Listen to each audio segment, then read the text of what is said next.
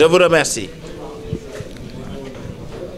Comme vous le savez, le chef de l'État, le président de la République, son Excellence M. Macky Sall, nous avait instruit depuis quelques jours de procéder dans les meilleurs délais à la convocation d'une réunion plénière avec les syndicats, les organisations syndicales membres du G6 et en présence de tous les membres du gouvernement concernés, ainsi que les associations de parents d'élèves et les associations de la société civile qui travaillent dans le secteur de l'éducation.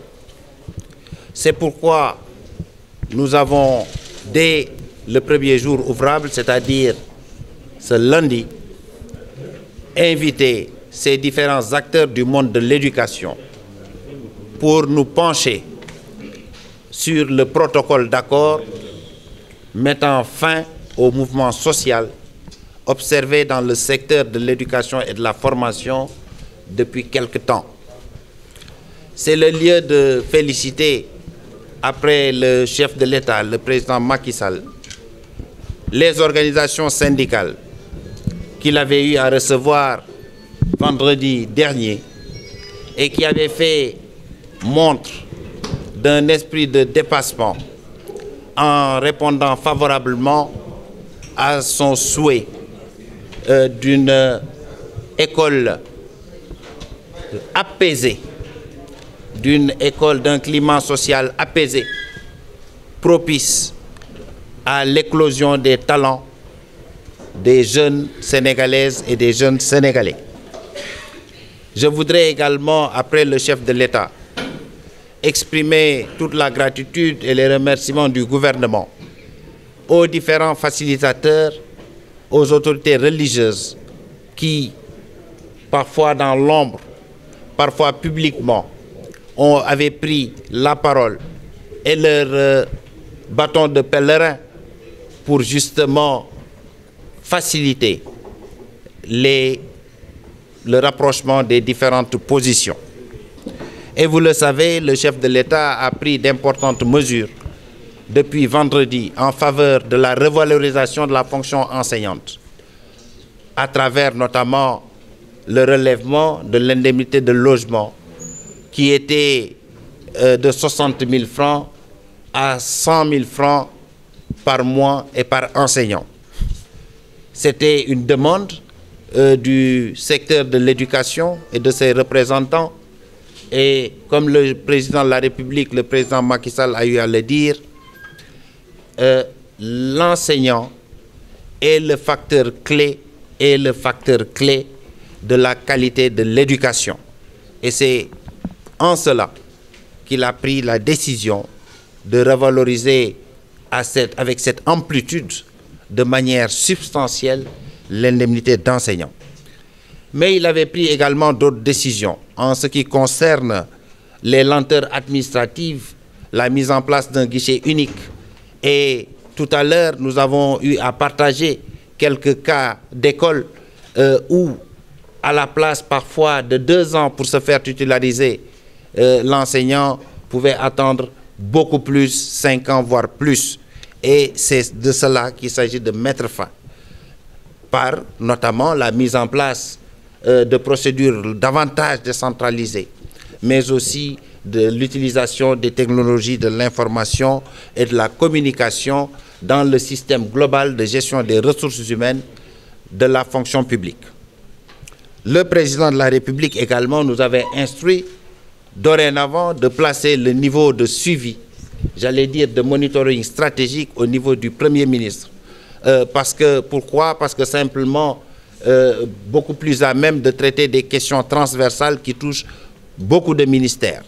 Et c'est pourquoi ça également, ça a été un aspect sur lequel nous avons beaucoup travaillé.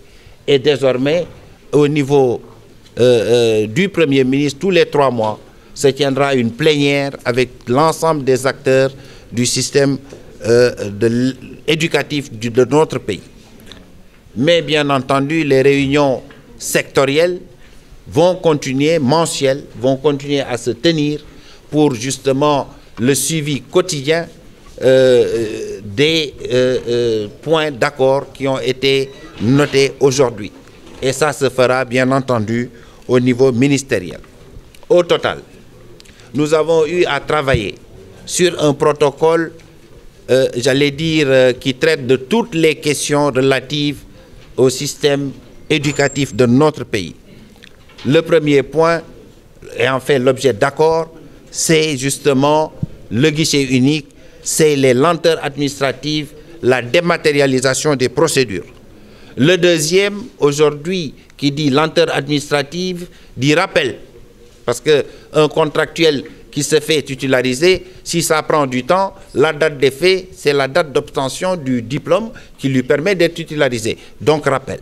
Et depuis plus d'une décennie, dans notre pays, il y a eu énormément de lenteurs administratives concernant la fonction publique de manière globale et en particulier le monde enseignant.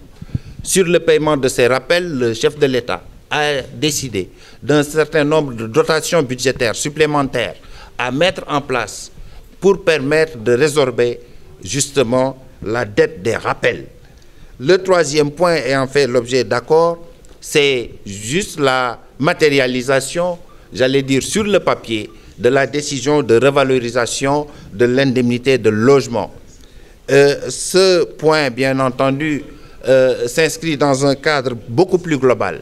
C'est le cadre du régime indemnitaire de la fonction publique, en vigueur dans la fonction publique, qu'il s'agit de rendre plus équitable. C'est ce que le chef de l'État a instruit au gouvernement de faire. Et d'ores et déjà, nous pouvons dire qu'au mois de juin, nous allons prendre le monde de l'éducation, le secteur de l'éducation et de la formation comme un cas test. Et nous allons partager avec ce secteur, sur instruction de M. le Président de la République, l'étude réalisée par le gouvernement pour harmoniser le régime indemnitaire dans notre pays au niveau de la fonction publique. Et bien entendu, nous allons, après les différentes rencontres qui auront lieu dans ce cadre de partage, les premières conclusions seront aussi à partager avec les autres agents de l'État, des autres corps de l'État qui ne sont pas forcément des enseignants. Parce qu'il s'agit d'un processus qui va démarrer et que nous allons démarrer à partir de juin et qui va s'étendre sur une période justement pour qu'à terme, qu'on ait un système plus juste, un système plus équitable. Le cinquième point est relatif à la revue des points d'accord qui sont en cours d'exécution. On l'a souvent dit, sur à peu près la plateforme sur laquelle le gouvernement travaillait en relation avec le G6, il y avait plus d'une trentaine de points qui étaient des points qui étaient sur la table du gouvernement qu'il fallait régler. Et sur ces points-là, beaucoup a été fait, mais beaucoup restait à terminer. Et nous avons regardé sur ces points, c'est les commissions administratives paritaires pour les avancements qu'il fallait annualiser. Nous avons travaillé longuement sur cela. C'est également le cas des professeurs d'éducation physique, leur statut particulier, qu'il faut, pas statut, mais en tout cas leurs conditions particulières qu'il fallait également, sur laquelle nous devions travailler. C'est aussi des points financiers qui touchent l'ensemble des agents de l'État, comme les prêts DMC, distribués par l'État. C'est les points, les prêts qui sont donnés par le ministère des Finances, alloués plutôt par le ministère des Finances, bien sûr sous remboursement. Ces prêts DMC ont été déjà pris en charge et en partie, parce qu'ils étaient gelés jusqu'en 2016, les demandes jusqu'en 2016, ça a été pris en partie et déjà au mois de mars, fin mars, et il est attendu fin juin et fin septembre, les reliquats pour apurer justement ce qui était en attente par les enseignants. Il y a également le cas spécifique des enseignants en arabe. C'est les écoles franco-arabes. Là également, nous avons eu à travailler. Et bien d'autres points. Il y en avait beaucoup sur lesquels le gouvernement était attendu pour apporter des réponses concrètes aux enseignants. Et je pense qu'à l'heure du bilan aujourd'hui, les organisations syndicales, je pense, ont bien compris qu'il s'agissait d'un nouveau départ. Un nouveau départ, pourquoi? Parce que, je l'ai dit tantôt, et c'était le dernier point de l'accord, le monitoring stratégique va désormais se faire au niveau du Premier ministre, sur décision du chef de l'État. Et si vraiment, aujourd'hui, ce qui a été signé ici est suivi par le Premier ministre comme cela se doit, en principe, nous devrions pouvoir aller. Et tout à l'heure, nous avons dit au G6, nous devrions pouvoir entamer une décennie sans mouvement social. Ils nous ont dit que peut-être 10 ans, c'était trop. Donc voilà ce que je voulais dire comme synthèse. Donc le protocole est signé aujourd'hui et je pense que demain, c'est le 1er mai, nous pourrons avoir une belle fête du travail et je la souhaite à tous les travailleurs